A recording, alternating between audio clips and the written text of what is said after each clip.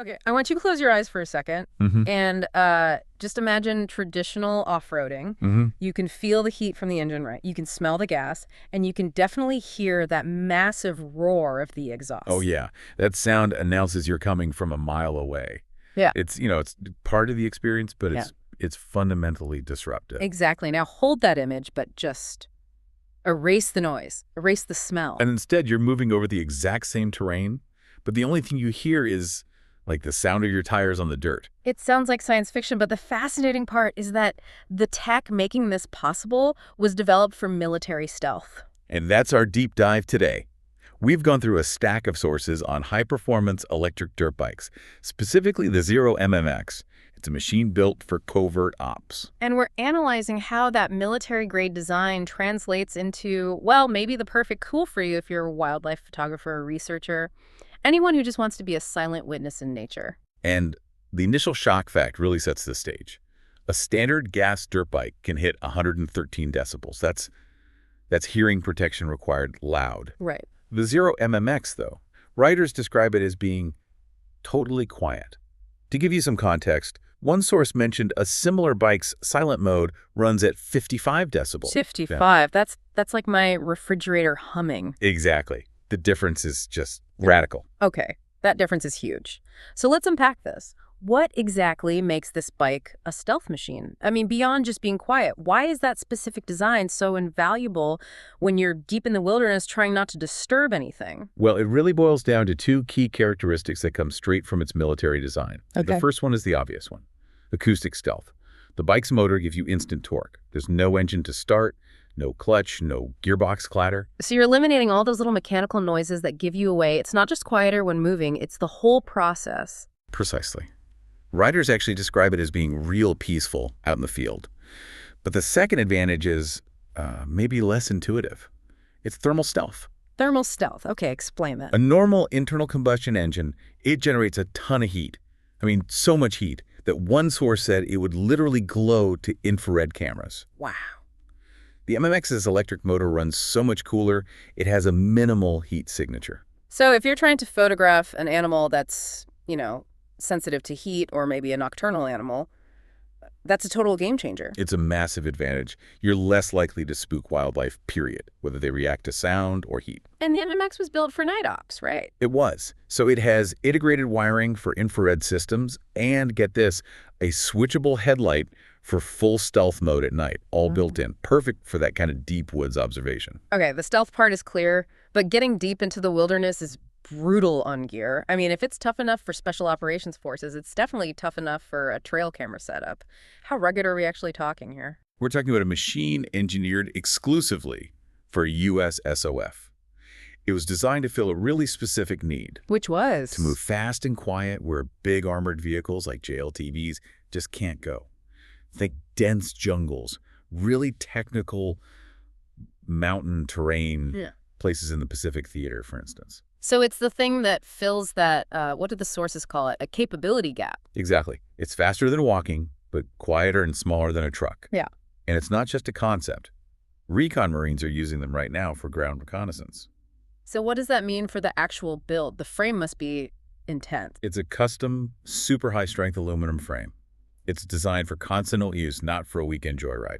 And in terms of real-world capability, what can it handle? Well, this is pretty extreme. It's rated to operate in heavy rain and has up to a 1-meter submersion capability. 1 meter. You can literally ride it into a river. Up to 3 feet deep, yeah.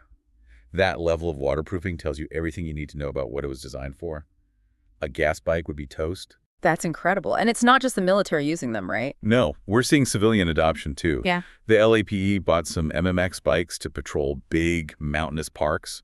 It proves its utility in rugged off-road environments. Okay, now this is where it gets really interesting, especially if you're thinking about field work. This isn't just a scout vehicle. It's a pack mule. It absolutely is. It has a 335-pound payload capacity, including the rider. That means you can carry, what, about 100 pounds of extra equipment? Easily, yeah.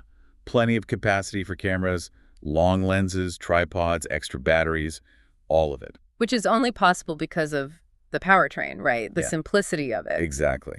The Z-Force powertrain is incredibly simple. It's a direct drive, air-cooled motor. There's no transmission, No clutch, no powertrain fluids, no gas. And for Sarah, who's not a mechanic, why does direct drive matter when you're miles from anywhere? It means there are way fewer things that can break. You're not worrying about a flooded carb or a fouled spark plug or a gas leak. The maintenance is practically zero. You're basically just, lubricating moving parts and replacing tires. That's it. And the controls are simple, too. Super simple. Twist the key, flip the kill switch, and twist the throttle. The one thing that's different for gas bike riders is the brakes. Both are on the handlebars, left hand for rear, right hand for front. No foot brake. Okay, but there's always a trade-off. We've talked up the advantages, but you, the listener, need to know the reality of taking this thing deep into the backcountry. What are the limitations? The biggest one, hands down, is range anxiety. I was waiting for that. Yeah. Yeah. You might see some civilian models getting 80 miles on pavement, but in harsh off-road conditions, you're looking at maybe 20 to 30 miles. Maybe. 20 to 30. Okay, that's a constraint. It gets worse. On motocross track, or under really, really harsh terrain, the sources say the battery could be completely depleted in as little as 20 minutes. Wait, 20 minutes? How is that even functional for a military unit, let alone a photographer trying to get somewhere remote? It forces you to completely rethink how you plan a mission. Mm-hmm. And the bike has one key feature to address this: swappable power packs. It uses 2 Z-Force lithium-ion batteries. They're modular, and you can swap them out in under a minute with no tools. That's the huge tactical advantage. So you're not planning a trip around where you can charge up. You're planning it around where you can stash a fresh battery. Exactly that. But this brings us straight to the cost. If you want a spare pack, and let's be honest, you're going to need at least one shred.